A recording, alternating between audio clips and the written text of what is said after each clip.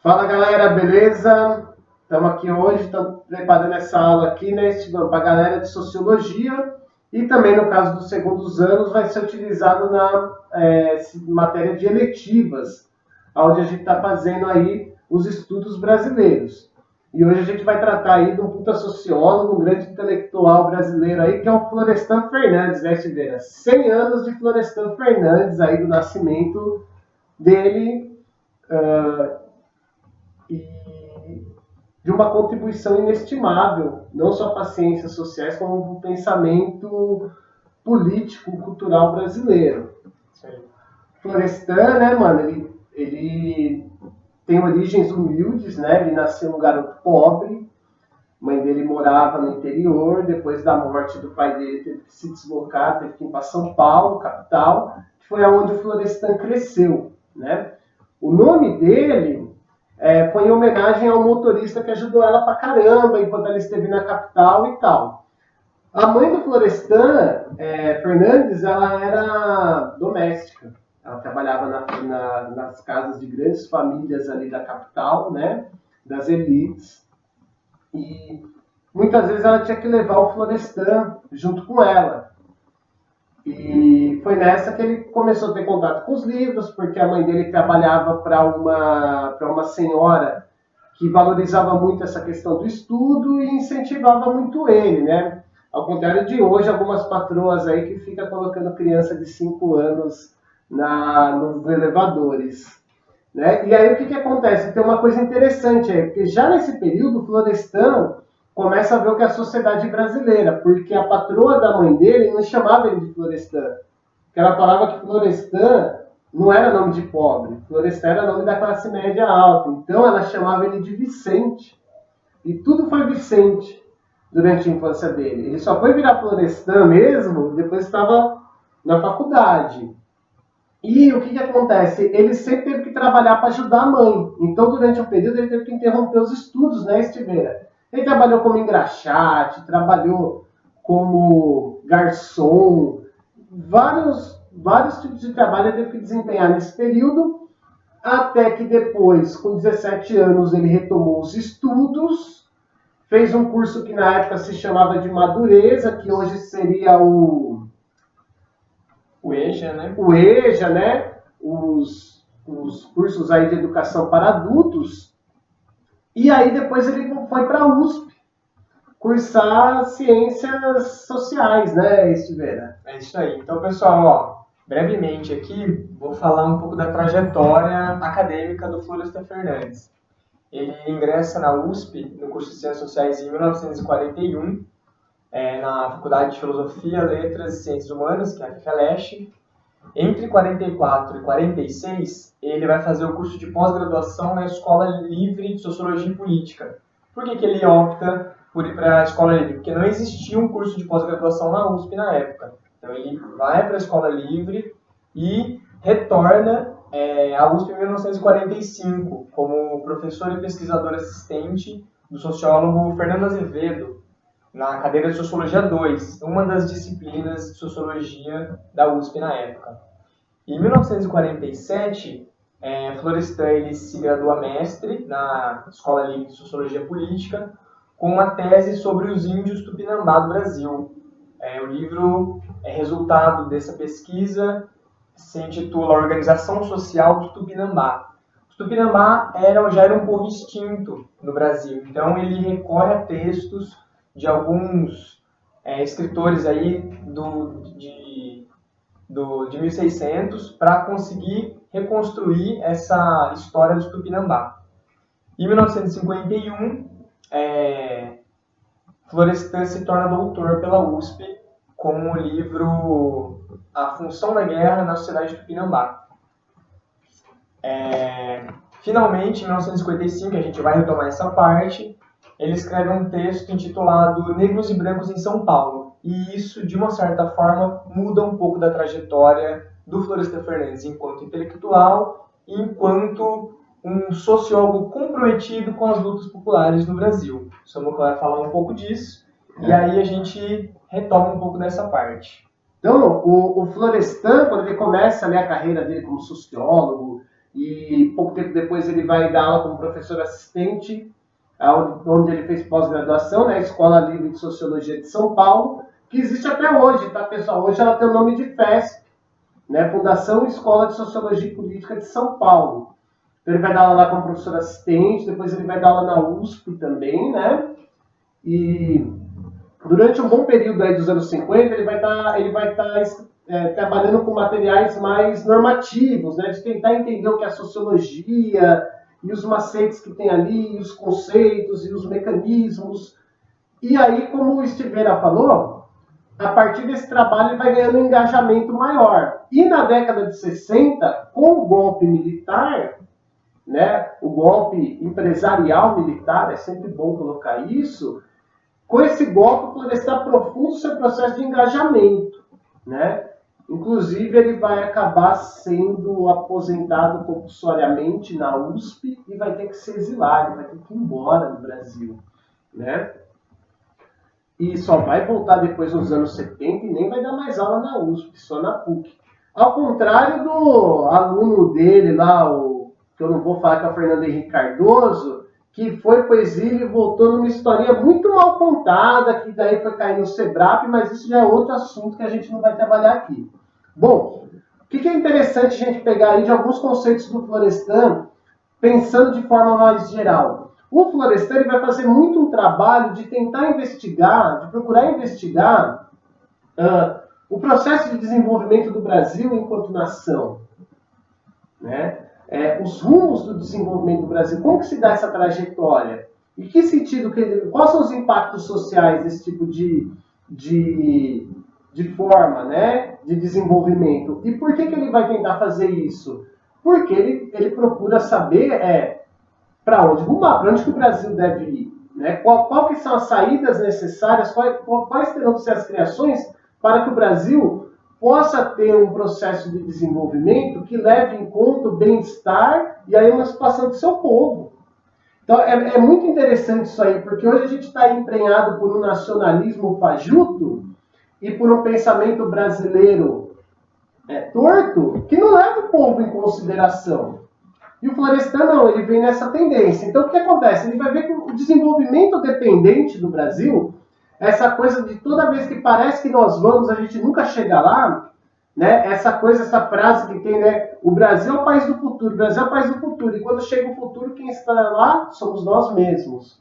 Então, essa sacada do Florestan de tentar entender o desenvolvimento dependente vem no sentido do quê?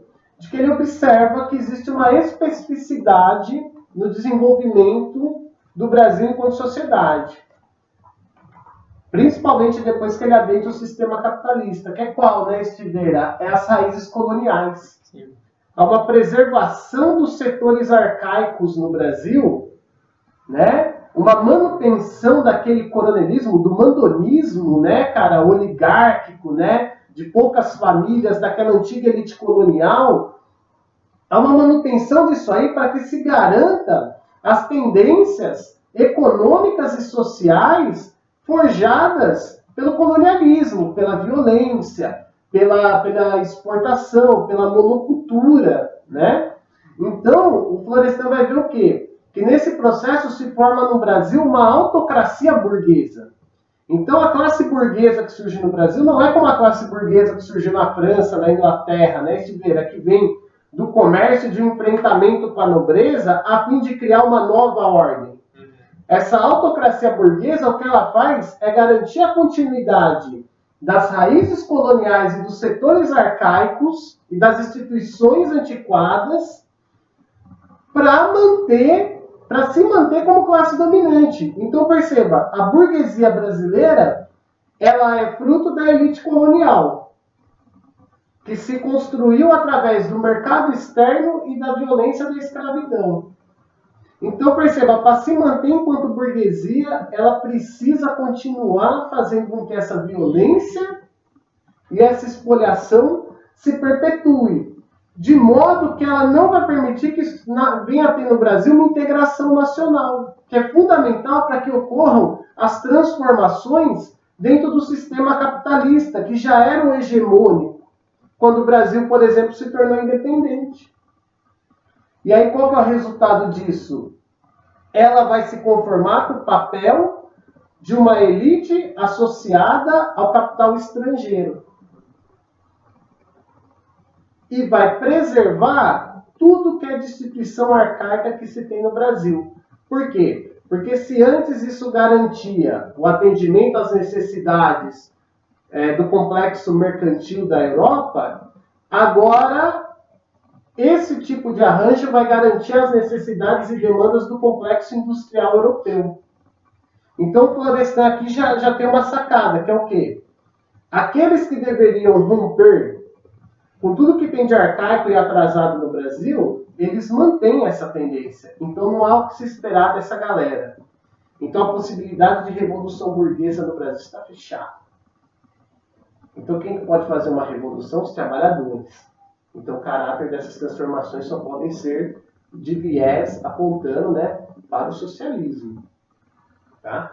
E como eu falei, essa elite dominante que outrora era colonial e agora se torna uma autocracia burguesa, uma burguesia dependente, uma lambicota do que vem de fora, ela vai manter diversas instituições arcaicas. Uma delas é o racismo.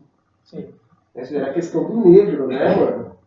É isso. Então, para pegar um gancho aqui no que o Samuca falou, e falou muito bem, inclusive, o Brasil ele mantém algumas estruturas arcaicas dentro do seu sistema de organização social. E a questão racial no Brasil é fundamental para o entendimento da sociedade brasileira. Tanto é que, voltando àquilo que a gente tinha comentado, a década de 50 foi decisiva aí na transformação intelectual e de sociólogo, de ator político e social do Florestan Fernandes. Em 1950, a Unesco, que estava ali recém-criada, tinha uns 5 anos de existência, mais ou menos, né? A Unesco faz parte da ONU, criada em 1945, após a Segunda Guerra Mundial. A Unesco encomenda um estudo sobre as relações sociais no Brasil. Encomenda esse estudo para um sociólogo da USP chamado Roger Bastide, que era professor de Florestan. Então, Roger Bastide, em conjunto com Florestan, são incumbidos de realizar um estudo sobre a questão racial no Brasil. Por que o Brasil? Vamos pensar um pouco. O Brasil ele era visto no mundo como um exemplo de relações raciais aí de forma pacífica. Aparentemente, não existia racismo no Brasil. Era isso que os intelectuais da época falavam e era assim que o mundo enxergava o Brasil. Por quê? Porque eles tinham como comparação alguns outros países, por exemplo, os Estados Unidos, que rolava um sistema de apartheid tenebroso, onde existia, por exemplo, bebedouros para brancos, bebedouros para negros. A calçada, o lado da calçada, que caminhava um branco ou um negro tinha que atravessar a rua. Banheiros públicos para negros, banheiros públicos para brancos. A mesma coisa acontecia na África do Sul, por exemplo. Então, se a gente tinha essas comparações, o Brasil era visto como uma espécie de democracia racial. Não existe racismo no Brasil. Por quê? Porque o racismo ele não se impunha de forma institucional, da mesma forma que se impunha em outros lugares. O final da Segunda Guerra também marca uma questão importante na discussão sobre raças no mundo. Por quê? No final da Segunda Guerra Mundial, a gente tem aí a derrota da Alemanha nazista. E a Alemanha nazista pregava a supremacia de uma raça pura, raça branca, raça ariana. Então o mundo, de uma certa forma, queria estudar casos raciais, casos de vários países, para tentar entender quais eram as referências positivas que o mundo tinha para assim interpretar a questão da integração de raças no mundo.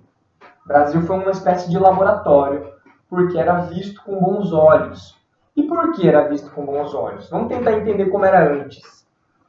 A gente tem aí um sociólogo e um antropólogo muito importante na história da sociologia e da antropologia que reforça essa visão de que não existia racismo no Brasil. Foi contestado, mas a gente chega lá. Esse sociólogo e antropólogo é o Gilberto Freire. Gilberto Freire escreveu um livro muito importante para a gente compreender as relações raciais no Brasil, chamado Casa Grande e Senzala.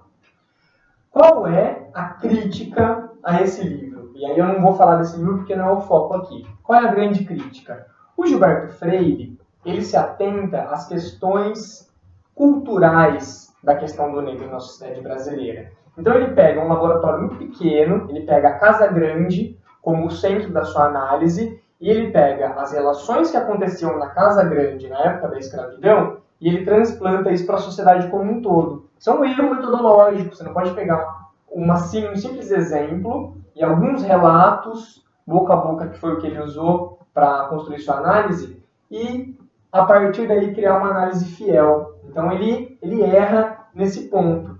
E ele erra no sentido que ele fala que havia uma integração entre brancos e negros no Brasil.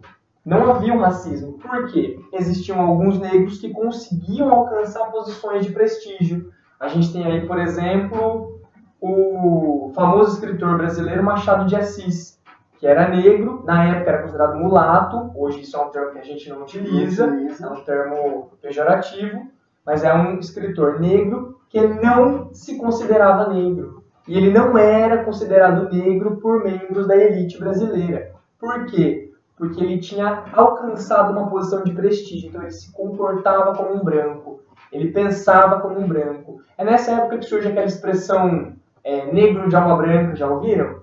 É por aí, é nesse sentido. Então olha só, essas análises no Brasil, até os anos 30, o Casa Grande Senzala foi escrito em 1933, elas contribuíram para a gente pensar que não existia racismo no Brasil.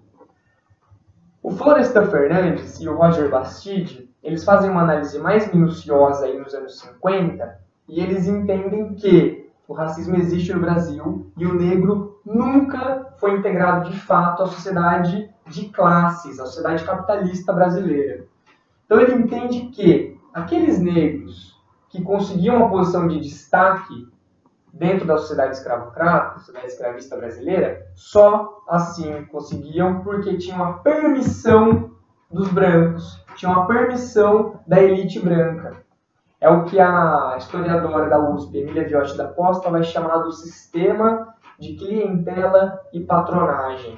A gente vai falar um pouco sobre isso também. Então, olha só, existia aí uma elite que dominava todas as relações sociais do Brasil. Então não existia uma competição entre os membros da sociedade brasileira. As pessoas só conseguiam alcançar uma posição de prestígio se a elite permitisse. E a partir do momento que um negro alcançava essa posição de destaque, ele passava a se identificar com os ideais daquela elite branca. Então ele não criava uma identidade negra, não era permitido que isso acontecesse, certo?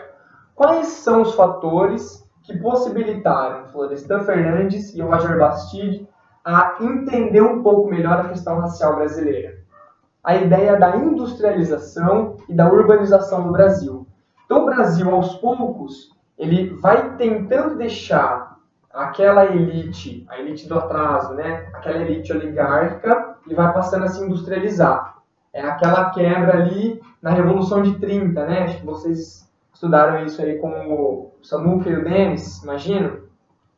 A chamada Revolução de 30, ela vem acabar com a República Velha, a República Café com Leite, né? Dessa antiga oligarquia. E o Brasil caminha para uma industrialização. O que acontece com a industrialização? Os centros, as cidades começam a crescer, começam a exigir mais demanda de trabalhadores e acontece o encontro entre brancos e negros na sociedade brasileira. O racismo se escancara.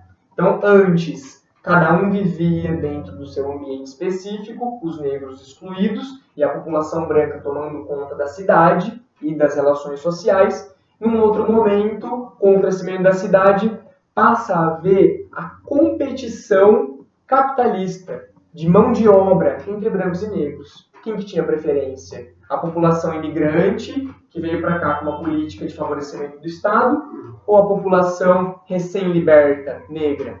A gente pode até pegar algumas leis sobre isso e ver como a legislação brasileira, de uma certa forma, contribuiu para a perpetuação do racismo no Brasil. Então, por exemplo, o negro não podia ser dono de terra, não podia concluir os estudos. Então, a gente tem uma série de fatores institucionais aí que contribuíram, sim, para o racismo no Brasil. A análise, para a gente tentar concluir de alguma forma, a análise é essa. Para resumir, né? O Brasil era visto como uma democracia racial. por contribuições aí, por ajuda de contribuições de Gilberto Freire, entre outros intelectuais da época. 20 anos depois, ou seja, nos anos 50, o Florestan Fernandes, que é o fundador da sociologia crítica no Brasil, faz uma revisão dessa questão da democracia racial. A democracia racial se torna um mito. Ou seja, o Brasil é um país racista. E a gente vê isso facinho através das análises estatísticas.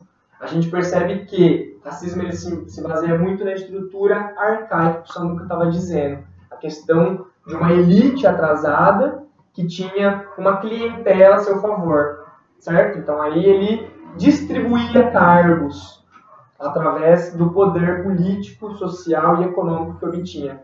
Quando vem a industrialização e a urbanização, ou seja, o sistema de trabalho livre, assalariado, há a necessidade de competição dentro do mercado de trabalho. Aí o racismo se escancara, ok? É mais ou menos por aí essa análise. E nesse sentido, né, o racismo ele se mantém como um elemento de degradação social que acaba rebaixando. É interessante por quê para as elites? Porque rebaixa nível de salário, rebaixa a capacidade de reivindicação dos trabalhadores, torna o serviço público, o debate sobre instituições públicas totalmente dispensável e negligenciado, né? Então, essa é uma maneira que essa elite utiliza, essa elite outrora colonial e agora se colocando como burguesia autocrática, ela se coloca para quê? Para garantir excedentes que vão se tornar os seus ganhos, além daquilo que ela viabiliza para o capital estrangeiro na sua etapa imperialista, a partir da modernização do capitalismo no final do século XIX, né? Meados do século XIX até os dias atuais. Bom, o Florestan, como nós tínhamos comentado, né, ele faz esse estudo, depois ele vai ter seu cargo titular na USP, né? Só que com a ditadura ele é aposentado compulsoriamente, exilado. Só isso no final dos anos 60, mais especificamente em 68. Só retornando ao Brasil em meados dos anos 70, onde ele vai começar a dar aula na PUC. Em 79 ocorre a anistia, e aí em 88 nós temos a Assembleia Constituinte, né? As eleições, se eu não me engano, foram em 86. E o Florestan acabou se tornando um deputado, ele foi um dos deputados constituintes, e aí que tem uma primeira dica de leitura do Florestan, muito bacana, que é o Florestan na Constituinte. Aqui é um compilado de textos, galera, que ele escrevia tanto para os jornais, quanto dos discursos, né, que ele fez lá, pensando a questão do Brasil dali para frente, né, porque com o fim da ditadura abre-se um novo momento no Brasil, só que tem um problema. Abre-se um novo momento com velhos personagens e velhas instituições, porque a ditadura ela não arrematou essas instituições e esse setor arcaico, pelo contrário, permaneceu ali. Né? Se permaneceu, se deu continuidade. A ditadura ela veio para garantir a manutenção daquilo que nos mantinha no subdesenvolvimento e não para romper com aquilo. Então o Florestan vai estar pensando muito essa questão aqui, essas questões que o Silveira já falou, da questão do racismo, a questão do mandonismo, né, do patronal, né, e tudo mais. E aqui tem um outro livro também, uma outra dica de leitura, que é O Capitalismo Dependente e as Classes Sociais da América Latina. Esse aqui é um clássico que ele escreveu durante o exílio, né? São, na verdade, apresentações que ele fez durante o exílio, quando ele esteve fora do Brasil. E aí, como deputado, ele teve uma atuação muito importante, né, no sentido de tentar colocar medidas que não fossem meramente somente democráticas, mas que fossem democráticas e viessem no sentido de bater de frente com essa estrutura que era mantida há tempos, com vistas o quê? A garantir o ganho de um pequeno setor da elite. Né?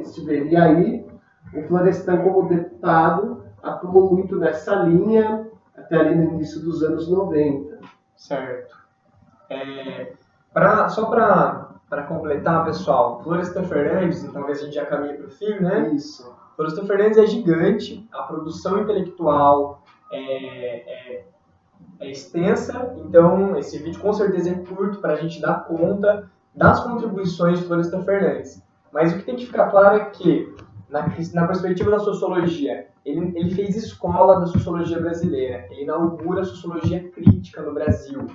Então, sempre alinhado às classes populares. Florestan Fernandes, a partir do momento em que se depara com o pensamento marxista, ele se declara um socialista. E a produção intelectual e a atuação política dele caminha para a sociedade, a organização socialista da sociedade. Tudo bem? Eu queria ler um trecho para vocês, dá tempo, né? Queria ler um trecho para vocês que marca um pouco desse vínculo do Florestan Fernandes com as camadas populares. Vou apresentar o livro primeiro. É uma coletânea de textos do Florestan, organizada por Ottaviani, que foi seu aluno e amigo íntimo, um grande sociólogo brasileiro também. Então, Ottaviani diz assim, mas é possível apresentar aqui um traço marcante da formação de Florestan Fernandes em suas próprias palavras. Eu nunca teria sido sociólogo e me converti sem o meu passado e sem a socialização pré- e extra-escolar que recebi, através das duras lições da vida. Iniciei a minha aprendizagem sociológica aos 6 anos, quando precisei ganhar a vida como se fosse um adulto, e penetrei, pelas vias da experiência concreta, no conhecimento do que é a convivência humana e a sociedade. A criança estava perdida neste mundo hostil e tinha de voltar-se para dentro de si, para procurar, nas técnicas do corpo e nos ardis dos fracos, os meios de autodefesa para a sobrevivência. Eu não estava sozinho, havia minha mãe. Porém, a soma de duas fraquezas não compõe uma força. Éramos varridos pela tempestade da vida, e o que nos salvou foi o nosso orgulho selvagem. Aí, Ottaviani completa: a formação acadêmica, o estilo de pensamento e o compromisso com os problemas do povo têm raízes na formação humana, iluminam-se desde o horizonte do menino, lá longe. Então, é um pouco da característica do pensamento e da atuação política de Florestan Fernandes. Um grande defensor da escola pública, tá, galera? É dele a famosa frase: façamos a revolução na escola, que o povo a fará nas ruas. Perfeito.